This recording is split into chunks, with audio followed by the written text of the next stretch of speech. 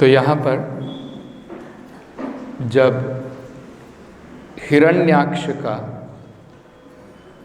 अंतिम समय आ गया है, उस समय वहाँ पर क्या हुआ, उनकी माता दिति उनके मन में किस प्रकार की भावनाएं पैदा हुई, इस बारे में यहाँ पर वर्णन किया गया है। तदा दितेः संभवात् सहसा हृदि वेपतुः। तो 3 बातें यहाँ पर बताई गई हैं। 3 चीजें दिति ने अनुभव की। पहला, सहसा हृदि वेपतुः, उनका हृदय घबराहट से कांपने लगा। ये हम देखते हैं भगवद गीता में भी इसके बारे में व्याख्या दी है। अर्जुन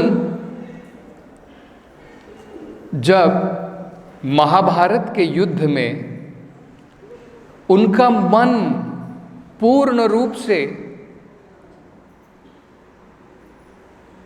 अपने स्वजनों के कारण जब इतना भ्रमित हो गया था, उस समय भगवद गीता में बताया है अर्जुन का शरीर कांपने लगा। वेपतुश्च शरीरे, उनके हाथ से गांडीव धनुष जो है नहीं ठहर रहा था, फिसल रहा था। उनके पांव कांप रहे थे।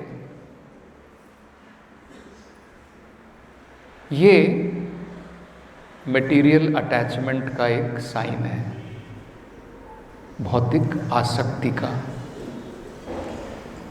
जितने ज़्यादा हम भौतिक संसार में आसक्त होंगे, उतना ज़्यादा डर, फियर हमारे जीवन में रहेगा।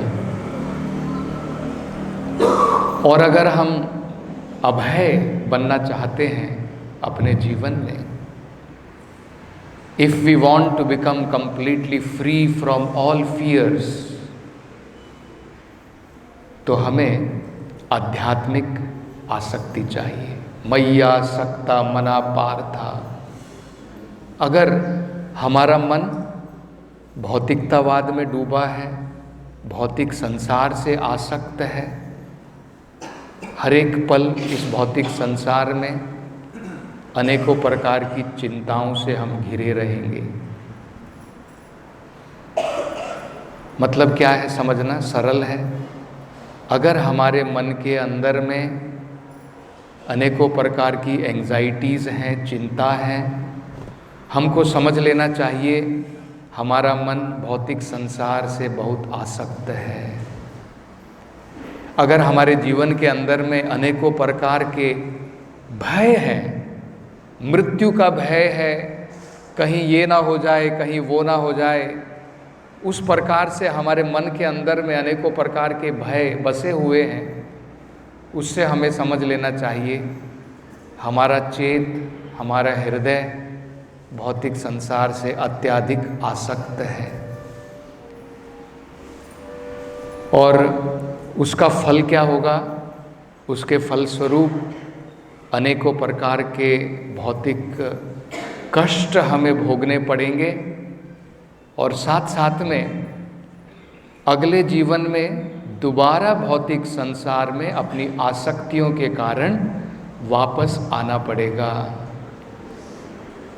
जो भौतिक आसक्तियां हमने छोड़ी नहीं हैं, उनको पूर्ण करने के लिए दोबारा संसार में आना पड़ेगा। जब अर्जुन की आंखों से अश्रुओं की धारा बह रही थी, भगवान उन्होंने तुरंत अर्जुन को फटकार लगाई, अशोचयान अन्वशोचस्त्वम प्रज्ञावादम च भाषसे गतासून अगतासूनश्च नानुशोचन्ति पंडिताः। भगवान ने कहा, जिस चीज के बारे में शोक नहीं करना है तुम उसके बारे में शोक विचार कर रहे हो। अशोचयान अन्वशोचस्त्वम, जो विषय शोक करने का नहीं है, जो व्यक्ति उसके बारे में शोक करता है वो पंडित नहीं है। क्योंकि पंडित गतासून अगतासून, शरीर जब इस संसार में है, जब उसने प्राण नहीं त्यागे हैं, उसको कहते हैं अगतासून। गतासून, जब आत्मा प्राण को छोड़ करके निकल गई है, शरीर को छोड़ करके निकल गई है, उसे कहते हैं गतासून। नानुशोचन्ति पंडिता, पंडित दोनों के बारे में विचार नहीं करता है, क्योंकि उसको आध्यात्मिक ज्ञान है, आध्यात्मिक जानकारी है। तो ये सरल सी बात हमारे जीवन में अगर हम समझ लें तो हम सभी प्रकार की चिंताओं से मुक्त हो सकते हैं। ये फॉर्मूला है, याद कर लीजिए जीवन के अंदर में। अगर हमारा मन भौतिक चीज़ों में डूबा हुआ है, आसक्त है, देन ओनली मटीरियल फियर, हमारा जीवन भय से भरा रहेगा, चिंताओं से भरा रहेगा। और जैसे ही आपका मन आध्यात्मिक विषयों में डूब जाता है, when your mind is absorbed in spiritual subject matter, you will be completely free from all fears. सभी प्रकार के भय से मुक्ति मिल जाती है। ये बड़ा सुंदर हम जो है एक गीत भी गाते हैं, वैष्णव भजन है, भजहु रे मन श्री नंद नंदन अभय चरणार विंदरे। कवि जो है यहाँ पर, जो भक्त हैं जिन्होंने ये गीत लिखा है, वो अपने मन से कह रहे हैं, भजहु रे मन, हे मन, इस भौतिक संसार की भजन की जगह भजहु रे मन अभय चरणार विंदरे, उनके चरणों की वंदना कर, जिनके चरण की शरण लेने मात्र से व्यक्ति अभय हो जाता है। अभय चरणार विंदरे। दुर्लभ मानव जन्म सत्संगे, मानव जीवन अत्यंत दुर्लभ है, इसलिए सत्संग का लाभ उठाना चाहिए। तो ये बड़ा महत्वपूर्ण है हमें समझना। ये पहला जो है हम देख सकते हैं, जो अनुभव दिति ने किया भय के कारण, क्योंकि उनकी भौतिक आसक्ति है अपने पुत्र के ऊपर। अब देखिए, आसक्ति तो भक्तों को भी होनी चाहिए। हम लोग बोलेंगे कि इसका मतलब क्या है, भक्ति का मतलब क्या हमें अपने बच्चों से, अपने परिवार से निरासक्त होना चाहिए? यस, निरासक्त तो होना चाहिए, लेकिन आसक्ति तब है जब सब भगवान की सेवा में है। तो भक्तों के साथ में आसक्ति वो अलग है। और अगर हमारा पुत्र, हमारे पिता, हमारे परिवार वाले अगर भगवान की भक्ति में नहीं है, आसुरिक भावनाओं में है, तो उनसे आसक्ति का क्या फायदा है? प्रहलाद महाराज थोड़ी अपने असुर पिता के साथ में आसक्त थे। उनके पिता ने अनेकों प्रयास किए कि मेरा पुत्र है, he should listen to me, मेरी बात उसको माननी है। लेकिन नहीं, क्योंकि उनके पिता असुर थे। फिर भी भगवान का भक्त इतना महान है, उसके पिता असुर थे, लेकिन फिर भी अपने पिता के बारे में वो सोचता था। जब नरसिंह भगवान ने अंत में जब कुछ उनको देना चाहते थे आशीर्वाद के रूप में, तो प्रहलाद महाराज ने अपने लिए कुछ नहीं पूछा, लेकिन पिता के लिए पूछा। उन्होंने कहा कि हे भगवान, मेरे पिता हमेशा से सदैव always he was envious of you, आपसे ईर्ष्या रखते थे।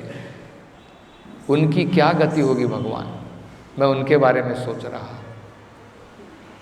तब भगवान ने कहा कि प्रहलाद, तुम निश्चिंत रहो, जिस घर में तुम्हारे बराबर भगवान की भक्ति में लगा हुआ पुत्र पैदा होता है, उसकी 14 जनरेशन, 14 जनरेशन आर लिबरेटेड। उसके 14 जो है जनरेशन, उनको मुक्ति की प्राप्ति हो जाती है। तो वो आप सब सेवा कर सकते हैं आपकी फैमिली के लिए। आसक्ति से ज़्यादा भक्ति, वो सबसे बढ़िया सेवा है। अपने परिवार जिनमें कृष्णा भावनामृत नहीं है, उनके साथ आसक्ति बना करके हम उन्हें नरक के द्वार दिखा रहे हैं। उनके साथ अगर हम निरासक्त होकर के भगवान की भक्ति में लगेंगे, तो वो भी उनके लिए सबसे बढ़िया सेवा है।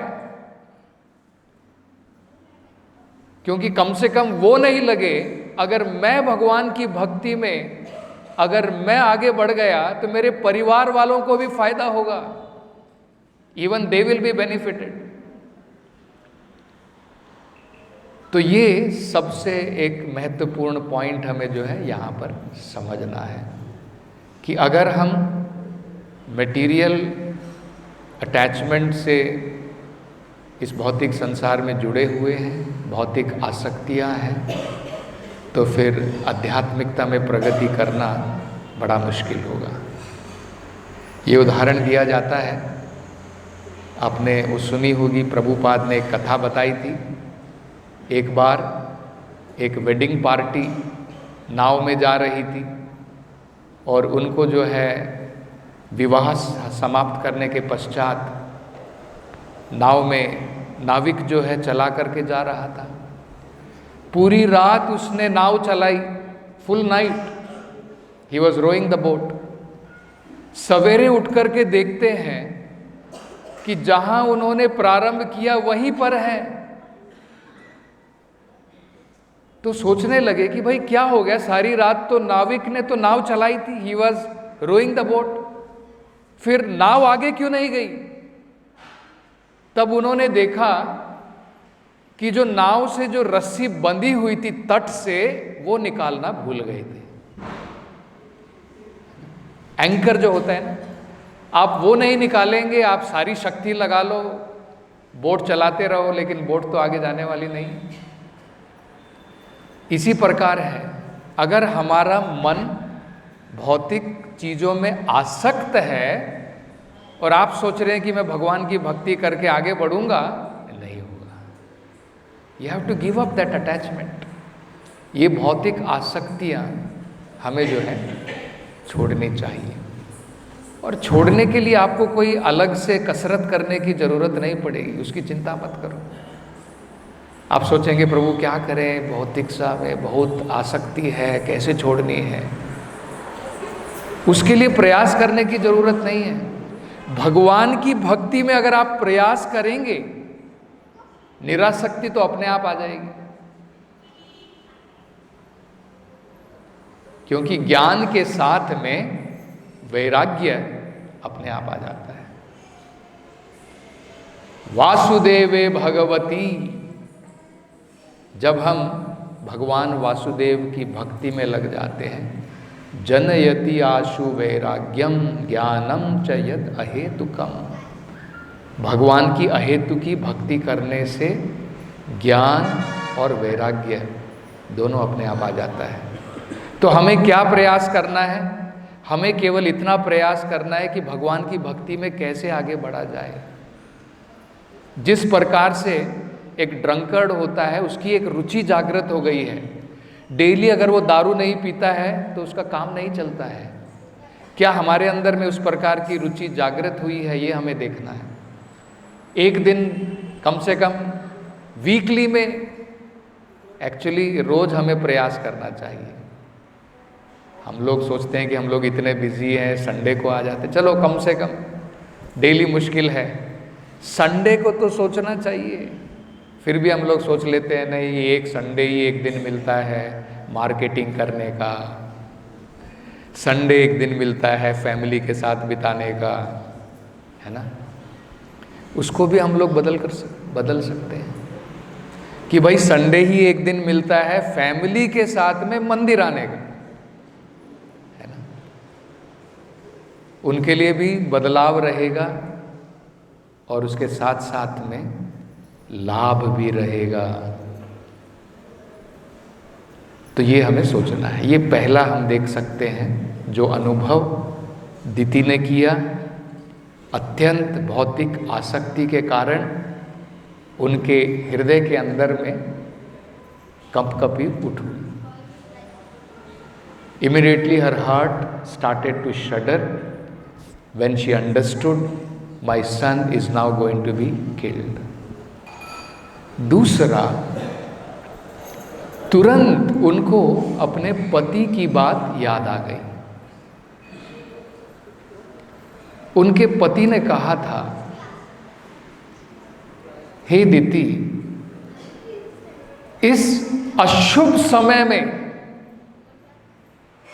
शारीरिक संबंध बनाने से अगर हम ये नहीं देखते हैं किस समय हमें संभोग करना चाहिए और मानसिक स्थिति अगर हमारी सही नहीं है, उस समय में अगर हम संभोग करते हैं तो उस प्रकार की आत्मा ही जन्म लेगी जो आसुरिक है। फिर हम लोग सोचेंगे, अरे मैं तो डिवोटी था, मेरा बेटा असुर कैसे, है ना। तो ये भी हमें समझना है। उनके पति ने चेतावनी दी थी, my dear Diti, this is not a good time, you are afflicted with lust. तुम्हारा मन अनेकों प्रकार की काम वासनाओं से भरा है, ये समय सही नहीं है संभोग करने का। But what to do, she was compelled by lust, और उसके फलस्वरूप जो है दो दानवों ने जन्म लिया, हिरण्यकशिपु और हिरण्याक्ष। लेकिन फिर भी उनके पति ने एक सांत्वना दी। वो सांत्वना उन्होंने कहा, do not worry, even though your children they will be demons but they will have great fortune, लेकिन उनका एक सौभाग्य रहेगा, they will be killed directly by the Lord, प्रत्यक्ष भगवान स्वयं उनका वध करेंगे। ये फॉर्च्यून सबको नहीं मिलता है। हमने पिछली क्लास में उसके बारे में चर्चा की थी। भगवान को दानव मारने के लिए आने की जरूरत नहीं पड़ती है कि हिरण्याक्ष बहुत बड़ा दानव था इसलिए उसको मारने के लिए भगवान को पर्सनली आने की जरूरत पड़ी, ऐसा नहीं है। भगवान वहां से बैठे बैठे सृष्टि का विनाश कर सकते हैं। एक दानव क्या है ना। तो ये तो बड़े सौभाग्य की बात है कि अगर भगवान ने पर्सनली आकर के हिरण्याक्ष के साथ में युद्ध किया और उसको मारा, great advantage. To be killed by the lord is not ordinary. भगवान के द्वारा मारा जाना भी कोई आम बात नहीं है, साधारण बात नहीं है। तो उनको ये याद आ गया उनके पति की ये बात कि तुम्हारा पुत्र दानव जरूर होगा, बट उसका ये फॉर्च्यून रहेगा कि वो भगवान के द्वारा मारा जाएगा। So then she was relieved. जो भय उसके मन के अंदर में बैठा हुआ था, उनके पति की बात को याद करके वो थोड़ी चिंता उनकी दूर हुई कि even though he is demon, उसकी गति अच्छी होगी क्योंकि भगवान के द्वारा वो मारा जाएगा। और तीसरा जो प्रभुपाद जी यहां पर बता रहे हैं, जब एक मां अपने बच्चे से प्रेम करती है और उसकी संतान जो है, जब उसके मन के अंदर में स्नेह भर जाता है, तुरंत मां के स्तनों से दूध बहने लगता है। जो माताएं हैं उनको ये अनुभव होगा। लेकिन अगर मन के अंदर में डर है, देखिए कितना अंतर होता है। मन के अंदर में अगर स्नेह है तो स्तन में से दूध निकलेगा, लेकिन स्नेह के साथ साथ में भय है, डर है, तो क्या होगा? वही खून जो दूध में बदलता है, ये साइंटिफिक है, वही खून जो दूध में बदलता है वो ट्रांसफॉर्म नहीं हो पाएगा और हो सकता है उस अवस्था में स्तन से ब्लड निकले, जैसे यहाँ पर हम देख रहे हैं। दिति जो है उसके मन में पुत्र के प्रति स्नेह है, लेकिन अब डर है कि ये लास्ट मोमेंट है मेरे बेटे का, finish, after this he is gone. तो जब लास्ट मोमेंट में जब दिति को ये पता लगा कि अब मेरा बेटा इस संसार में नहीं रहेगा, तो उसके मन के अंदर में स्नेह की भावना उमड़ आई, लेकिन साथ साथ में डर भी था कि now he will be no more, अब वो नहीं रहेगा। उसके कारण उनके स्तन से दूध की जगह में ब्लड, खून जो है बहने लगा। और इस विषय में श्रील प्रभुपाद जी बताते हैं कितना महत्वपूर्ण है। देखिए, गाय अगर प्रसन्न है, if they are happy, joyful, उनके मन के अंदर में भय नहीं है। क्या भय? किसी भी क्षण मुझे मेरी संतान से अलग कर दिया जाएगा। अगर उसके मन में ये भय नहीं है, या कभी भी किसी भी क्षण मुझे कसाई खाने भेज दिया जाएगा, जब तक मन के अंदर में इस प्रकार का भय है, तब तक वो प्रसन्नता के साथ में दूध नहीं देती है। जबकि अगर गाय प्रसन्न है, जैसे उदाहरण दिया जाता है, जब महाराज युधिष्ठिर, जब पांडवों का राज था, जब सब कुछ कृष्णा भावना भरा हुआ था, उस समय बताया जाता है कि गायें जब चलती थी, स्नेह के कारण उनके स्तनों से जो है दूध बहता था। जरा सोचिए, आज कितना मुश्किल है।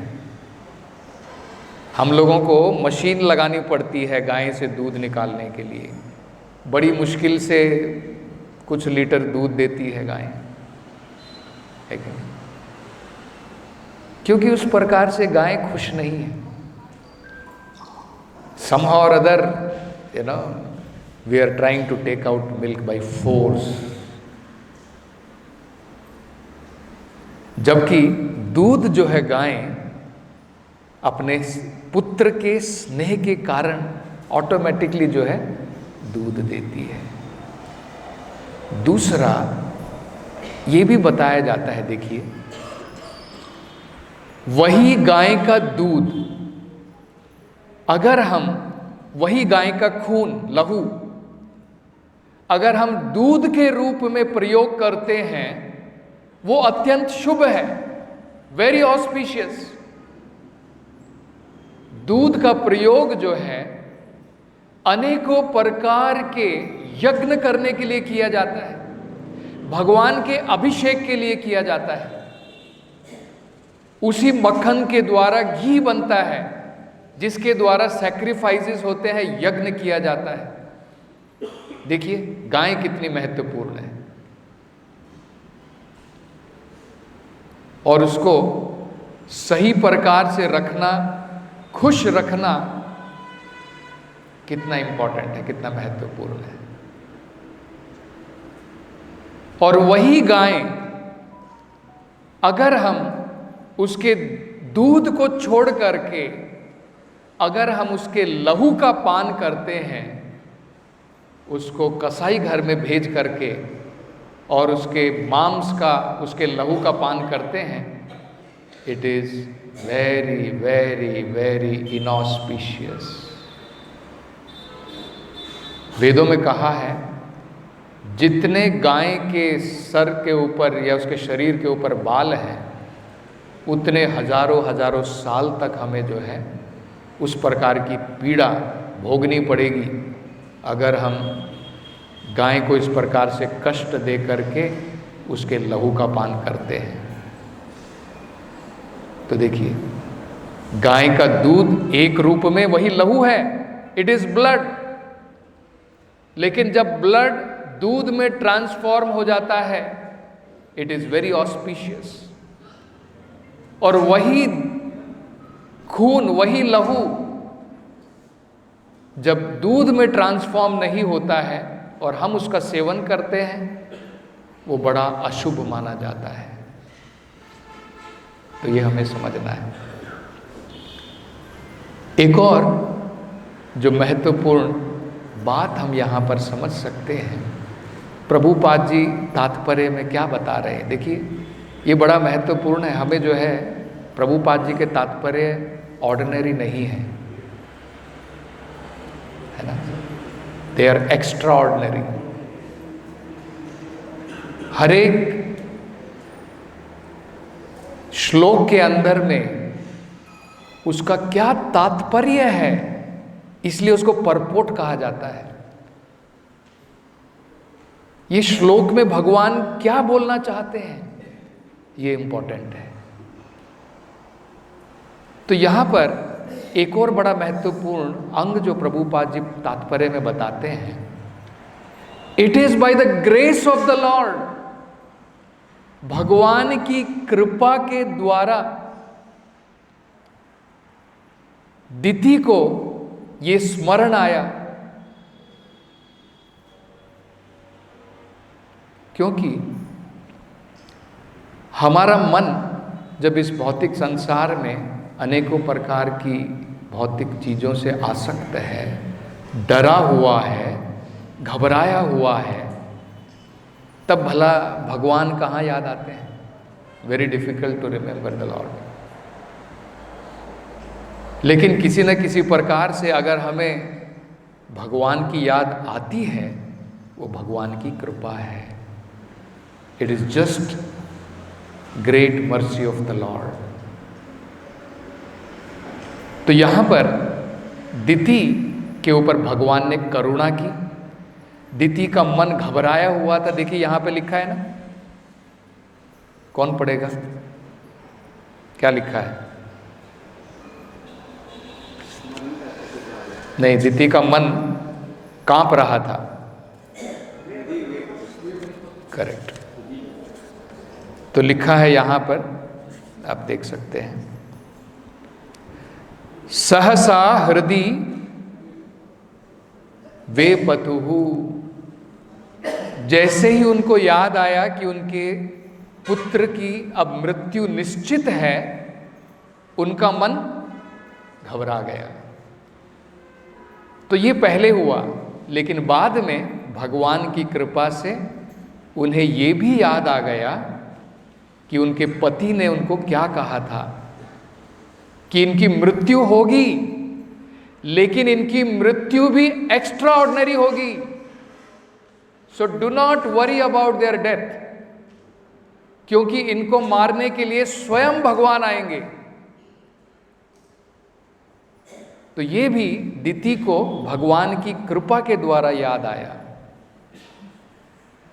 तो हम लोग इस भौतिक संसार में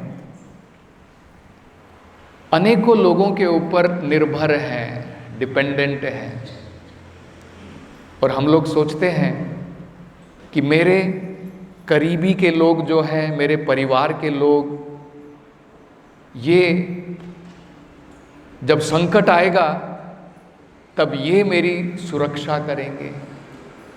अगर मैं बीमार पड़ गया तो मेरे पास में पैसे हैं, धन दौलत है, और बढ़िया से बढ़िया डॉक्टर बुला लूँगा। रिलेटिव्स लोग हैं साथ में, कुछ घबराने की ज़रूरत नहीं है।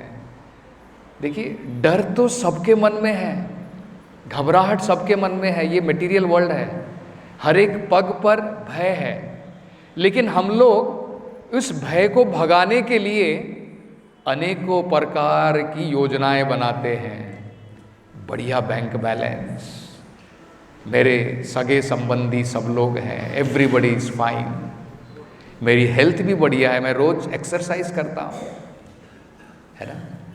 तो इस प्रकार से हम अनेकों प्रयास करते हैं भय को दूर रखने के लिए। लेकिन वेदों में कहा है, प्रहलाद महाराज भगवान जब नरसिम्हा से प्रार्थना करते हैं, वो कहते हैं कि माता पिता भी अपने पुत्र की सुरक्षा नहीं कर सकते हैं अगर भगवान की कृपा नहीं है तो। और अगर हम लोग देखते हैं, वो बताते हैं बढ़िया से बढ़िया डॉक्टर भी क्यों ना हो, बढ़िया से बढ़िया मेडिसिन भी क्यों ना हो, लेकिन अगर भगवान की कृपा नहीं है, डॉक्टर भी फेल हो जाता है, मेडिसिन भी फेल हो जाती है। और कई बार हम लोग देखते हैं कि डॉक्टर की ज़रूरत भी नहीं पड़ती है, कोई ऐसी अवस्था में है और वो बच जाता है, उसकी सुरक्षा हो जाती है।